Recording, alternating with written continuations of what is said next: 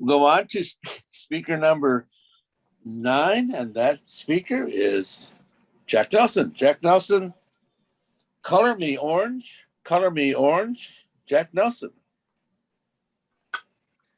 Thank you, Tom. In lieu of money-making vocation, I'll regale you with some information and a tale of my advocation.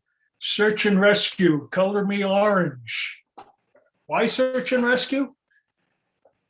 Search and rescue is non-paid. It's not going to make any money there. It's all volunteers, but there's no experience necessary. Nothing. You don't need to be Superman or Superwoman to volunteer and participate.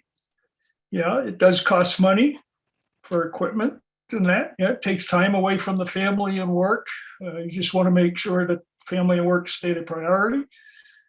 I've been fortunate. I've had jobs that has allowed me to participate in some search and rescue, a little bit of leeway within reason and anticipate. So why do I volunteer with search and rescue?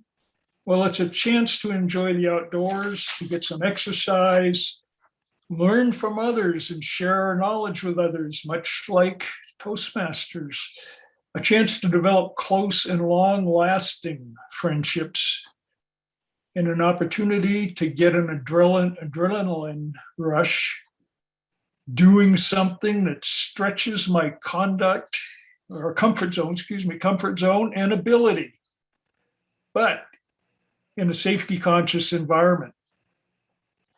And yes, of course, there's a big side benefit, an opportunity to help others, develop wonderful experiences and memories.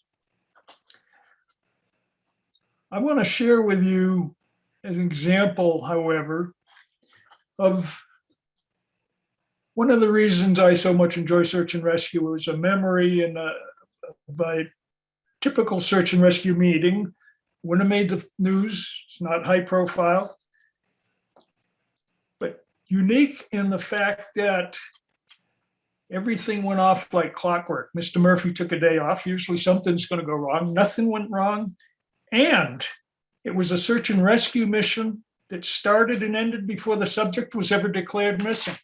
How did that happen? Well, situation. CHP located an abandoned car up in a remote area off the freeway in the Cohom Pass. Time was October, cold nights, hot days. CHP was getting ready to have the car towed. Just happened that an area deputy sheriff who was a search and rescue coordinator and who had started as a volunteer with search and rescue came by and happened to observe it was a car with a purse on it and the keys of the car. The car was unlocked in the car. In a quick conversation, it was deemed unlikely that a female would just walk off and leave her purse there. So something wasn't quite kosher. Thought might be further investigation. A couple of us were called, came up. We did a quick hasty check of dirt roads, car SAR we call it, car search and rescue. It was at night, and so we're not going to be on foot. We're going to do something really quick. We use a PA system, see if we can't get any response, just if anybody's up there. No response. Meanwhile, get back. We'll sit on the car for the night. Deputy was do a little more investigation, check out, see if there's any circumstances why that car would be abandoned there. My rescue team was put on standby on a probable case that we may be having a search the next morning. They investigated. Next morning, or first light, myself and the other person with me did another quick check now of the roads, some of the dirt roads that we were looking at earlier. And lo and behold, what do you think we find? On our fresh tire prints from the night before, footprints on them above. Somebody's been out there. Bingo. Maybe it's our victim, or not victim, our subject. Maybe it's a subject we're looking for. Most likely, I might imagine there are a lot of people walking around. This particular area was really kind of remote. So search is on. Teams are alerted. Same time, a little more thorough check part, and they found some medicine that's related to some psychological conditions. So there may be a concern here. So now maybe a little more piece of the puzzle. First team, there were a couple other teams in the area doing training or available. The more people you can get on the field on an organized search, the quicker things go, the more area you can cover.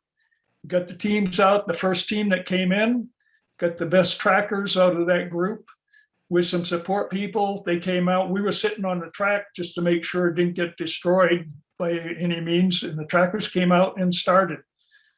And then meanwhile, as teams came, they were deployed to different areas to try to cover and see if we could locate this individual. As we went along, the trackers, which had some pretty good tracks and following, and I got assigned to an area that was right adjacent to that. We happened to run across some barefoot tracks. Didn't mesh with the prints, but just about the time I was trying to call that in, the tracking team said the subject had discarded her shoes and was barefoot.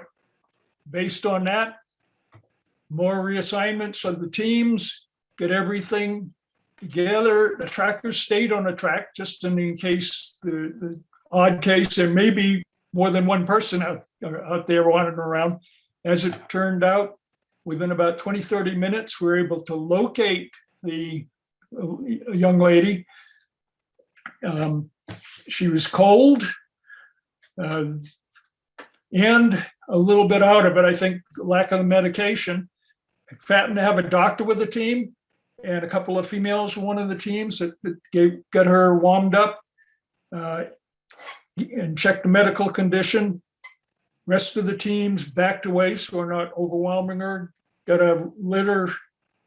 It's a basket where we can carry people out of the mountain. Normally we tie them in. In this case, it was relatively level.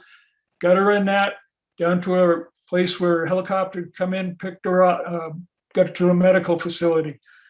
High profile? No. Good ending? Yes. Lots of good coordination, lots of good lessons, lots of opportunities to share skills. It's a memory I still remember, a real enjoyable thing. And I hope that you can find a vocation and or avocation that will give you that zest and enjoyment. Mr. Toastmaster.